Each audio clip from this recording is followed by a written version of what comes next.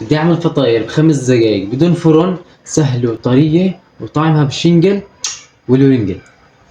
بنيجي للعجين، بدنا 4 كاسات طحين، معلقة كبيرة من خميرة، معلقة كبيرة من السكر، معلقة صغيرة من بيكنج باودر، معلقة صغيرة من الملح، ربع كاسة زيت، نص كاسة لبن زبادي، كاسة مي دافية. بدنا نبلش نعجن، بدنا ننزل بالمي تدريجيا عبين ما تلم معنا العجين. تقريبا رح نعجنها لمدة دقيقتين لحد ما تطلع معنا العجين طرية زي هيك.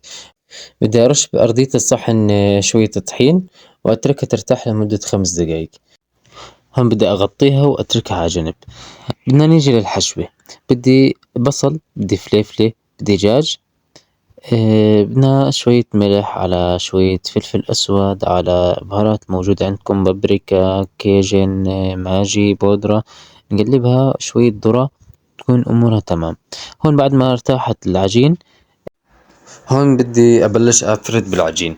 بدي أفردها على شكل طولي لحتى تسهل علي عملية التقطيع. هون بدي أكورهم بحجم وسط تقريبا. بدي أحطهم بصينية وأغطيهم حتى ما ينشفوا قبل ما أخلص شغل. أنا بدي أحشيهم أكتر من حشوة، بتقدر تحشيهم الحشوة اللي بدكم إياها، بتقدر تحطوا فيتا، زيتون، على فليفلة، بتقدر تحشيهم دجاج، تحشيهم لحمة، بتقدر تحشيهم مثلا نوتيلا، الحشوة اللي أنت بتحبهم الموجود عندك بالثلاجة، أي حشوة بتلاقيها عندك.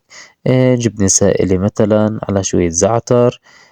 وبنحمل قلاي وبنوطيها على نار هادية جدا، وبنمسحها مسحة زيت خفيفة، بنبلش ننزل بالعجين عبين ما تاخد لون. أول ما تاخد لون بنقلبها على الوجه الثاني. بعد ما نخلص من الكمية، ريحتها ومنظرها بيفتح النفس.